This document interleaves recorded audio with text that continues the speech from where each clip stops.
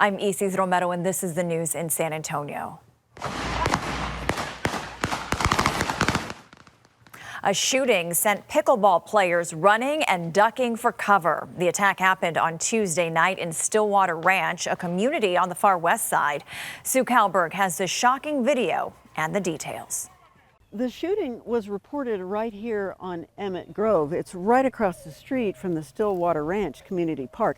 Now, one of the neighbors told me they found a lot of shell casings right here in this intersection, but they apparently missed one. That looks like a shell casing right there. Deputies found spent shell casings, but no victims and no suspects after this. They also found 2 houses and 3 vehicles that had been hit. There is glass everywhere. And she got scared and she would start walking in the house, screaming to the brothers, siblings, saying, "Get down, get down." Yolanda lives just over 1/2 mile away. She says investigators told her one of the slugs traveled that far, penetrated one of her windows, and is lodged in a closet door. So to see a bullet coming through the window was totally unexpected. Yeah. But fortunately, everybody's safe. Nothing worse happened. Investigators say shortly after the shooting, a man showed up at a nearby urgent care clinic with a gunshot wound to his lower body, but he was questioned, uncooperative, and not charged. So far, they've charged an 18-year-old woman with tampering with evidence, and they say a 17-year-old male is involved too, but they have yet to release his charges. There are surveillance cameras all over this neighborhood, and the sheriff says if anybody has security footage or other clues, they'd be happy to talk to anybody who could help. The number to call if you have clues is 210-335-6000. In Stillwater Ranch, Sue Kalberg, KENS 5. An animal sanctuary in Bulverde was flooded out after last week's heavy rain. As Simone Simpson shows us, now they're recovering from the damage. The flood spared the animals, but not their home. Winding Branch Ranch is working to repair major damage left on essential infrastructure. Look at how high the water got on this barn, at least 2 feet. And there is a clear river running through to the pasture right now. Hours of relentless rainfall a week ago. I completely forgot about our billboard at the end of the street. So we've got our pipes that have come up, we've got different fencing that needs to be replaced, our barn was underwater, and also some of the animal habitats took on so much water that we're having to replace the actual location of them and move them to another side of the sanctuary. Not only that, the driveway also needs patching up, but none of this will be cheap. Our electric and our water alone with the trenching is going to cost over $25,000 to $30,000. Moving the pig pen over to a more, a place that's on higher ground is going to cost over $30,000. A sanctuary built on rescuing critters like goats, pigs, and donkeys, and cultivating life now needs the support of the community. We rescue farm animals from all over the South Central Texas region. We educate kids about the connection with land and soil health, where their food comes from. Recovery could take up to 3 to 6 months.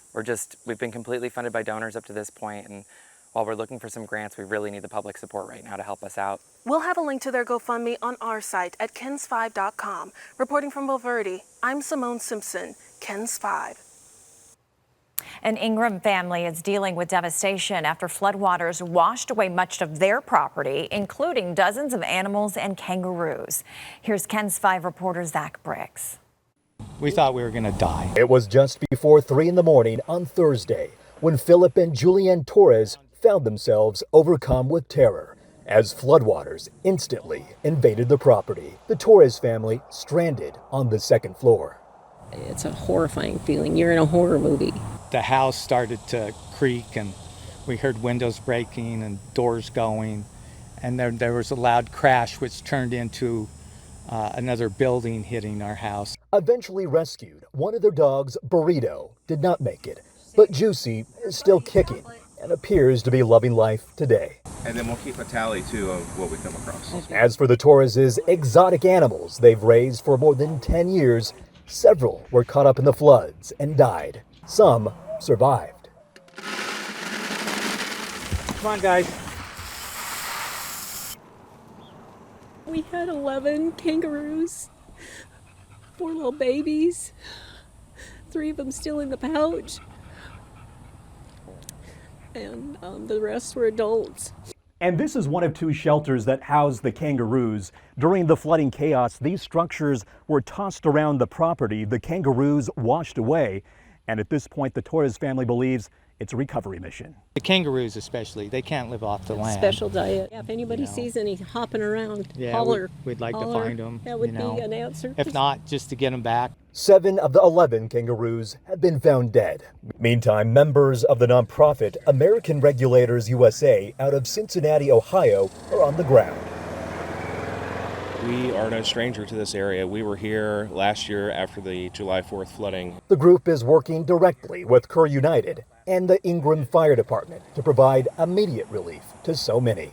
And we are trying to help the best that we can to provide food for the animals that remain here, to provide storage for what is left that they're picking up. And as for the Torres family, they're simply grateful. It means a lot because we are so inundated with the devastation that we don't know. I mean, we never thought this would ever happen to us. We had a beautiful place here that we built over the years that we loved. It's amazing what the nonprofits have done for us.